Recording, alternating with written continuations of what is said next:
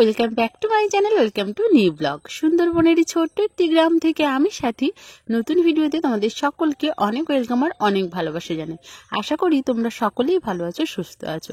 যে যেখানেই থেকে দেখছো এই ভিডিওটা, অবশ্যই তোমাদেরকে বলবো ভিডিওটা দেখার আগে অবশ্যই চ্যানেলটা যদি সাবস্ক্রাইব না করে থাকো তাহলে অবশ্যই চ্যানেলটা সাবস্ক্রাইব করো, আর অবশ্যই একটা লাইক কমেন্ট শেয়ার করো।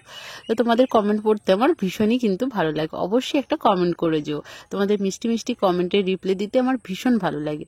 তো সে যাই হোক, দেখো সকালবেলা আবারও একটা নতুন দিনের নতুন কাজকর্ম নিয়ে চলে এসেছি।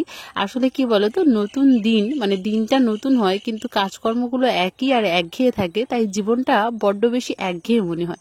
কিন্তু প্রত্যেক দিনের কাজকর্মতে একটু আধটু যদি নতুনত্বের ছোঁয়া দিয়ে শুরু করা যায় তাহলে কিন্তু দিনটা বেশ ভালোই যায়। তো সে যাই হোক, দেখো আজকের না আমাদের এত বড় উঠোন ছিল, এই এত বড় উঠোনটা সুন্দর করে একদম ছোট্ট করে কমিয়ে দিয়ে বাগান বাড়ি করা হবে। বিভিন্ন রকমের সবজি, যেহেতু বর্ষার সিজন আগত, তো ওই কারণে ঢেঁড়স, তারপরে হচ্ছে ওই পুঁই শাক, তারপরে হচ্ছে বিনস, তারপরে কি বলবো বরবটি, তো এই ধরনের যে সবজিগুলো হয় না, তো বর্ষার সিজনের সবজিগুলো সেগুলো কিন্তু এখানে চাষ করা হবে। তো এই কারণে দেখো কিছুটা মাটি কপানো হয়ে গিয়েছে, এখানে খানিকটা ওল বসানো হয়ে গিয়েছে, আরও দেখো খানিকটা জায়গা বাকি রাখা আছে। ওই যে একদম ব্যারিকেড করা রয়েছে কাঠের বেড়া দিয়ে, মানে বেড়া এখনো দেওয়া হয়নি, ওই যে লাঠিগুলো পোতা হয়েছে ওই বরাবরই একদম কিন্তু কপিয়ে নেওয়া হবে। উঠোন ঝাড় দিতে দিতেই একদম দেখলাম যে কলে না অল্প ফোটা ফোটা জল পড়া শুরু করে দিয়েছে। তো আগের দিন ড্রামে একটা জল ভরা ছিল, তো ওই ড্রামের জল দিয়ে ভালো করে কলতলাটা ধুয়ে মুছে পরিষ্কার করে, তো একটা হাঁড়ি রয়েছিল ওখানে, বড় হাঁড়ি, ওতে করে জল ধরে রাখি জানো তো, স্নানের জলটা পরে নেওয়া হয়ে যায় আর কি।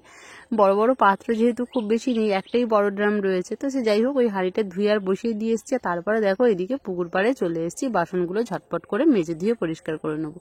পুকুরের জলটা কমে যাচ্ছে ঠিকই, আর পুকুরের চারিদিকটা জল শোকাবেও আমাদের, কারণ কি বলতো ঘরের একটু কাজ রয়েছে। তো ঘরের কাজ কি অবশ্যই তোমাদের দেখাবো, ভিডিওটা কন্টিনিউ দেখতে থাকো। ঘরের একটা কাজ রয়েছে, তো তার জন্য না অনেক মাটি দরকার, সেজন্য পুকুরের চারিদিকটা একটু অল্প অল্প শুকে গেলে চারিদিক থেকে মাটিটা নিতে পারবে।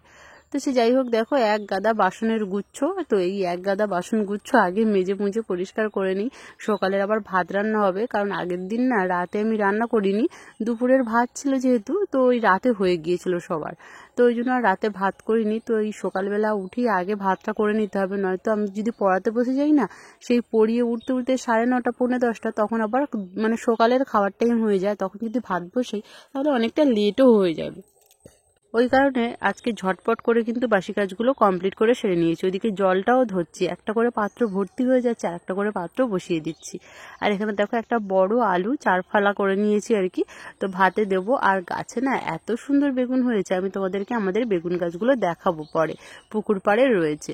তো সেই বেগুন গাছের গোল গোল বেগুন দুটো তুলে নিয়ে এসেছি, ভাবছি বেগুনগুলো পুড়িয়ে নেবো। বেগুন ভাতের থেকে না পোড়া বেগুনটা খেতে বেশি ভালো লাগে গরম ভাতে, তো বেগুন পুড়িয়ে নেবো। আর হচ্ছে আলু সেদ্ধ দেবো, একটা আলু সেদ্ধ দিলেই হয়ে যাবে, কারণ আলু মাখা বেশি কেউ খেতে পছন্দ করে না, আলু একেবারেই খেতে চায় না। আমার শাশুড়ি মা কেন, আর এখন তো দিদি শাশুড়ি রয়েছে, তো দিদি শাশুড়ি কেন, কেউই বেশি পছন্দ করে না আলু খেতে। তো এই কারণে একটা আলু 4 ভাগ করে নিয়েছি। আর এখানে দেখো উনুনটাও ধরিয়ে দিচ্ছি ঝটপট করে, আর এক্ষুনি ভাত হয়ে যাবে, যে খুব বেশি সময় লাগবে তা না, এক পাখায় দেখো বসিয়ে দিচ্ছি। ভাতটা রান্না করে গুছিয়ে রেখে দিয়ে পড়াতে বসবো, কারণ 8টার সময় যেহেতু বসি, আর এখন না খুব বেশি সময় হয়নি, ওই যে 7টা 15 মতন হয়েছে, তার মধ্যেই মোটামুটি ভাতটা রান্না হয়ে যাবে। পাতার জালে তো একদম বেশি সময় নেব না। এদিকে দেখো দুটো কলসিও রয়েছে, দুটো কলসি ভর্তি করতে হবে, মানে এই যে ভাত বসিয়েছি এর ফাঁকে ফাঁকে আমাকে দৌড়ে যেতে হবে, গিয়ে জিনিসপত্রগুলোও ভরে নিতে হবে। ঘরের বোতলগুলো তো একটাতেও জল নেই, সব জল ভরবো, তারপরে হচ্ছে জল ভরে গোছাবো, আর এদিকে ভাতটাও রান্না হয়ে যাবে আমার। সংসারের মানে দৈনন্দিন জীবনের যে মানুষের মানুষের কত কাজ থাকে, ছোট বড়, যেন মনে হচ্ছে আজকে না একটু কাজ কম, এই আজকে 2 জন আছি সংসারে, কাজ কম। কিন্তু কালকে দেখো 2 জন থেকে যখন 4 জন হয়ে যাচ্ছি, সেই দেখো একই কাজ, যে কাজ বেড়ে যাচ্ছে বা কমে যাচ্ছে তা কিন্তু নয়, একই নিয়মে আমাদের প্রতিনিয়ত কাজ করে চলে যেতে হচ্ছে। এই সংসার জীবন এমনই। তো ওই সংসার জীবন থেকে অবসর নিতে গেলে একদম বার্ধক্যে পৌঁছতে হবে, তারপরে সংসার জীবনে অবসর পাবো। তাও হয়তো পাওয়া যায় না, হয়তো মৃত্যুর আগের দিন পর্যন্ত সংসার সংসার আর সব জিনিসটা আমার আমার, এটা আমার, ওটা আমার, সেটা আমার। যখন চলে যাব তখন কিন্তু কিচ্ছু নিয়ে যাবো না সঙ্গে করে, আমার বলতে কিছুই নিয়ে যাব না, আর তোমার বলতেও কিছু নিয়ে যাব না, সবটাই পড়ে থাকবে। যে মানে কি বলবো, এই পৃথিবীর জিনিস বা আমাদের কি বলবো, পৃথিবীর জিনিস বা আমাদের পরিবারের জিনিস সেখানেই থেকে যাবে। আমরা আমাদের নিয়ম অনুযায়ী আবার কিন্তু নির্দিষ্ট গন্তব্যে পৌঁছে যাব। তবুও কিন্তু দিন শেষে বা দিন শুরুতে আমরা সব কিছুতেই বলি এটা আমার, ওটা আমার, সেটা আমার, সেটা তোমার, এরকম হচ্ছে ব্যাপার আর কি। এই আমার আমার করার ব্যাপারটা যাবে না কখনো আমাদের মধ্যে থেকে। দেখো, তোমাদের সাথে অনেক রকম কথা বলতে বলতে আমার ভাতটাও হয়ে গেল, ভাতের ফ্যানটাও গেলে দিলাম। আর ভাতের ফ্যান গেলার এই জায়গাটা দেখেছো, আমাদের নতুন বানিয়ে নিয়ে এসছে। তোমাদের না এখনো বলা হয়নি আর দেখানোও হয়নি, আমি কিন্তু ব্যবহার করে ফেলেছি 2-3 দিন। আর আগেরটা দেখো ওই যে রাখা আছে, ওটা একেবারে মগ্ন হয়ে গিয়েছে আর খুব বেশি দিন আর চলবেও না। তো এই কারণে তোমাদের দাদাভাই আর একটা সুন্দর করে বানিয়ে নিয়ে এসছে।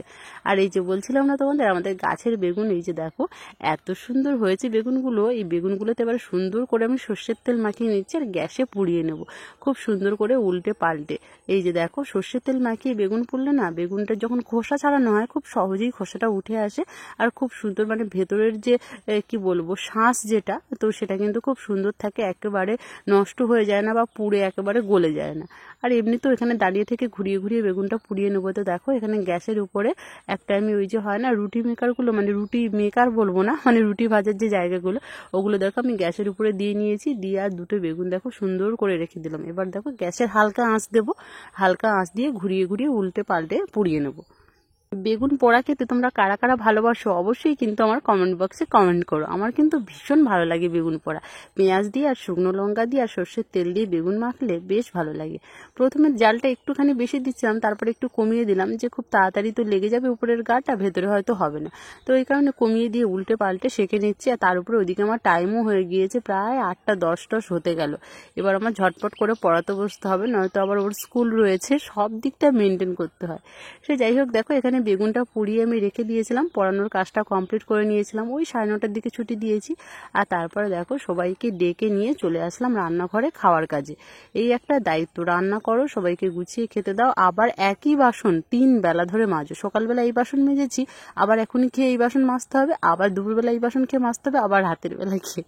মানে তোমরা ভেবে দেখো, যারা বাড়ির বউরা দেখছো আমার ভিডিও, যে 3 বেলা আমাদের একই বাসন মাজতে মাজতে যে কতটা, মানে কি বলবো, সময় চলে যায়, কতটা কষ্ট হয় কি আর বলবো।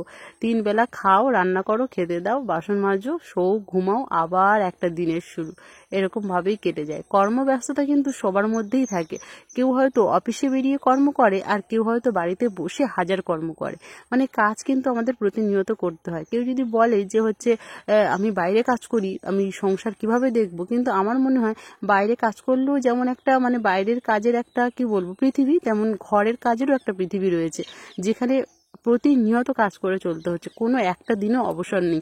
হয়তো বাইরের কাজে একটা দিন ছুটি পাওয়া যায় সানডেতে বা কোনো একটা বিশেষ দিনে, কিন্তু দেখো ঘরের কাজে কোনো ছুটি নেই।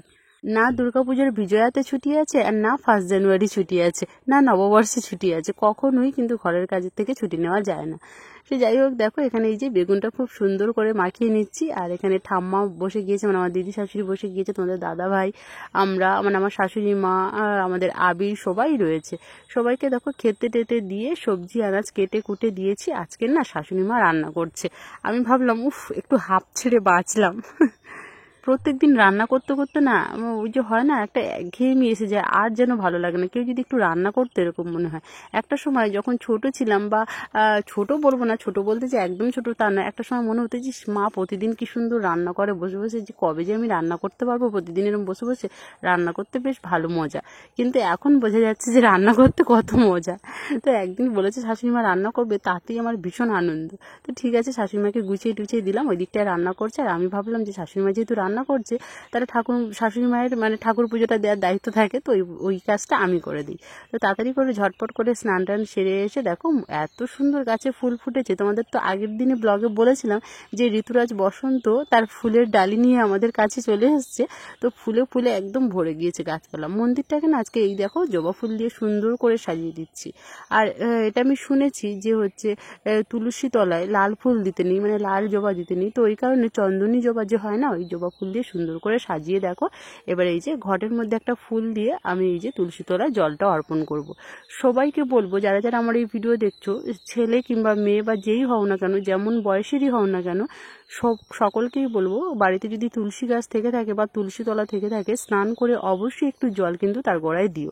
এটা কিন্তু মানে কি বলবো, সারাদিনের যত রকমের কাজ আছে না, সবচেয়ে যদি একটা ভালো কাজ থাকে তাহলে হচ্ছে এটাই। সেটা মানে প্রতিদিনের কোনো একটা দিন বন্ধ করলে কিন্তু হবে না। আমরা তো প্রত্যেক দিনই প্রতিনিয়ত যেহেতু স্নান করি, তো স্নান করার পরই উঠে এসে অল্প একটু হলেও গ্লাসে করে হলেও 1 গ্লাস হলেও বা হাফ গ্লাস হলেও জল যেন তুলসী গাছের গোড়ায় দিই, তাহলে কিন্তু খুব শুভ হয় বা খুব ভালো হয়। সেটা গৃহস্থ বাড়িতে বলো আর যেই বাড়িতে। তোমাদের বলেছিলাম যে ঘরের একটা বিশেষ কাজ হচ্ছে এই যে দেখো আমাদের রান্নাঘরটা দেখেছো যে বেড়া দেওয়া রয়েছে, সেই বেড়া দেওয়াতে না খুব সমস্যা হচ্ছে। আর এমনি সামনে আসছে বর্ষাকাল, জলের ছেঁচা খুব দেয়, তো ওই কারণে জলের ছেঁচা লেগে না রান্না করতে পারি না ঠিক করে। তো তোমাদের দাদা ভাই, আমার শ্বশুরমশাই, শাশুড়ি মা 3 জন মিলে জোর কদমে হাত লাগিয়ে এই যে দেখো ঘরের দেয়ালগুলো দিয়ে নিচ্ছে। গরিব মানুষের মাটির ঘর আমাদের কাছে কিন্তু ওই যে পাকার ঘরের সমান এরকম, তো সেটাকেও যত্ন করে সুন্দর করে লেপা মোছা হয়। তো পুকুর থেকে এই যে পাঁক যে বলছিলাম না, পুকুরের জল অল্প একটু শুকিয়ে পাঁক তুলতে হবে, কারণ অনেক মাটি লাগে এই দেয়াল দিতে। এই যে দেখো আগের দিন এই দিকেরটা দিয়েছে আর আজকে এই দিকেরটা দিচ্ছে। তো এই দিকটা দেখো তোমাদের দাদাভাই মানে আমার শ্বশুরমশাইকে বয়ে বয়ে দিচ্ছে মাটিগুলো, আর আমার শাশুড়িমা এখানে মাটিটা তৈরি করছে। আগের দিন পুকুরের মাঝখান থেকে ডুব দিয়ে কিন্তু এই মাটিগুলো তোলা হয়েছে। আমার শ্বশুরমশাই তোমাদের দাদাভাই দুজনে মিলেই তুলেছে। আর এখানে দেখো খড় কুচিয়ে রাখা হয়েছে, এই যে খড় দেখো এই মাটির মধ্যে দেওয়া হচ্ছে, আর এই মাটিটাকে ভালো করে চটকে মিশিয়ে নিয়ে কিন্তু ওখানে দেয়াল দেওয়া হচ্ছে। যেমন একটা পাকার বাড়ি বানাতে গেলে বালি সিমেন্ট সবকিছু মিশিয়ে সুন্দর করে দেয়াল দেওয়া হয়, তেমন মাটির বাড়িতেও তাই। মাটির সঙ্গে বিভিন্ন রকম অনেকে গুঁড়ো দেয়, মানে ধানের যে গুঁড়ো সেটা দেয়, তারপরে হচ্ছে বালি দেয়, তারপরে যে খড় কুচানো দেয়, সব দিয়ে মিশিয়ে সুন্দর করে পরিপক্তভাবে কিন্তু দেয়ালটা দেওয়া হয়। তো সেরকমভাবেই দেয়ালটা দেওয়া হচ্ছে। এমনিও সময় লাগবে ওটা দিতে, কারণ সামনের পোর্শন হচ্ছে আবার পিছনের পোর্শন, তারপরে আবার গোবর মাটি করে সুন্দর করে লেপতে হবে, তারপর একটা সুন্দর দেয়াল তৈরি হবে। তো অবশ্যই সবটা তোমাদেরকে দেখাবো দেয়াল তৈরি হওয়া পর্যন্ত। আর দেখো স্নান সেরে যেহেতু ঠাকুর পুজো দিয়েছিলাম, জামা কাপড়গুলো ধোয়া হয়নি, একটুখানি সাবানের গুঁড়ো দিয়ে ভিজিয়ে রেখেছিলাম। তারপরে দেখো এখানে জামা কাপড়গুলো মিলিয়ে দিচ্ছি। আবার দুপুরের খাওয়া দাওয়া, আবার ভাত বাড়তে হবে, কি কি রান্না হয়েছে দেখতে হবে, সব রকম দায়িত্ব সবাইকে ডাকতে হবে। ওদিকে ওরা যেহেতু কাদা মেখে রয়েছে, কারণ ওই কাজটা কমপ্লিট না হলে ওরা স্নানও করবে না। ওরা স্নান না করলে আমার একা একা খেতেও ভালো লাগে না, যতই খিদে পাক। সবাই একসাথে বসে খাওয়ার আনন্দই অন্যরকম। তো সে যাই হোক, দেখো এদিকটা একদম দড়িতে দিয়ে দিলাম শাড়িটা সুন্দর করে। আর এই যে বললাম গরম পড়েছে, এখন বাটি প্রিন্ট ছাড়া আমি পরিই না, মানে শাড়ি মানেই বাটি প্রিন্ট। তো সে যাই হোক, দেখো বিকেলবেলা মুরগিগুলোকে একটুখানি খেতে দিয়ে দিয়েছিলাম, আর যাবো একটুখানি মার্কেটে। তো অবশ্যই কেন বলছি আমি, এই যে দেখো এই মুরগিগুলো না একটুখানি বড় বড় হয়ে গিয়েছে, তো এইগুলো এবারে ডিম দেওয়া শুরু করবে। আরও কিন্তু অনেক শ্রেণীর মুরগি আছে, চলো আজকে আমাদের সমস্ত মুরগিকে একটুখানি ঘুরিয়ে দেখাই। ওই দিকটা যেটা দেখলে সেটা সবচেয়ে বড় মুরগি, আর সেই সবচেয়ে বড় মুরগি, আর তারপরে এগুলো হচ্ছে মানে ছোটোর বড়, মানে ছোটোর থেকে যারা একটু বড় হয় তারা হচ্ছে তাদের মাকে নিয়ে এই ঘরেই রাখা হয়েছে। দেখো এই দিকটায়, আর এই দিকটায় রাখা হয়েছে এগুলো হচ্ছে কয়লার মুরগি। এগুলো আরেকটুখানি বড়, মানে ওগুলো ছোটোর থেকে আরেকটুখানি বড় এগুলো। আর একদম কুচে বাচ্চা আছে, সেগুলোকে তোমাদের সাথে এখনো দেখালাম না। তারপরে সাজুগুজু করে রেডি হয়ে নদীর ঢেউ তরঙ্গ দেখতে দেখতে বেরিয়ে পড়লাম। সাজুগুজু করে বেরিয়ে পড়েছি, একটু মার্কেটে যাচ্ছি, আর প্রচন্ড হাওয়া বইছে। তোমাদের দাদা ভাই আর আমি দুজনে মিলে যাচ্ছি। তো চলো, এখন প্রচুর হাওয়া, তারপরে বিকেল একদম গড়িয়ে গিয়েছে, যাচ্ছি একটা বিশেষ দরকারে, এসে বলবো তোমাদের সাথে। আর নদীর পুরো উত্তাল করা ঢেউ কি সুন্দর লাগছে, দেখেছো? এত ভালো লাগছে দেখতে। আমি কিন্তু মানে বাড়ির পাশে নদী হলেও বেরোই না সেভাবে, আর সেভাবে দেখাও হয় না। যখন বেরোই আমার বেশ ভালো লাগে। তো দেখো এখন না জোয়ার হচ্ছে, তো এই যে ঢেউগুলো এসে তীরে এসে আছড়ে পড়ছে, খুব ভালো লাগছে দেখতে, খুব সুন্দর লাগছে। কিন্তু এখন দাঁড়িয়ে দেখার সময় নেই, এখন দৌড়ে চলে যেতে হবে। দাদা আগে মার্কেটে এসে আগে বিশেষ দরকারটা মিটিয়ে নিয়েছি, তো সেটা একটু বলে দিই, যেহেতু আমি তোমাদের সাথে শেয়ার করতে পারিনি। একটা সিম নিতে এসেছিলাম, কারণ প্রচুর পরিমাণে নেটের প্রয়োজন ভিডিও আপলোড দিতে গেলে, তো ওই কারণে একটা সিম নিতে এসেছিলাম। সিম নেওয়া হয়ে যাওয়ার পরে দেখো দুজনে চলে এসেছি একটা ছোট্টখাট্ট রেস্টুরেন্টে। তো এখানে এসে একটুখানি আমার একটা ইচ্ছে হলো যে সিঙ্গারা খাবো, সিঙ্গারা খাচ্ছি। আর তারপরে তোমাদের দাদাভাই অর্ডার করেছিল চাউমিন। তো এইভাবে খাওয়া দাওয়া করে তাড়াতাড়ি করে বাড়ি চলে গিয়েছিলাম। আজকে সারাদিনটা এভাবেই কেটে গেল আমার। আজকে ভিডিওটা যদি ভালো লেগে থাকে বন্ধুরা, অবশ্যই কিন্তু লাইক করো, কমেন্ট করো। যারা প্রথমবার দেখছো তারা অবশ্যই চ্যানেলটাকে সাবস্ক্রাইব করো। দেখা হচ্ছে তোমাদের সাথে আবারও একটা নতুন ব্লগের সাথে। ততক্ষণে সকলেই ভালো থেকো, সুস্থ থেকো, সকলকে টাটা।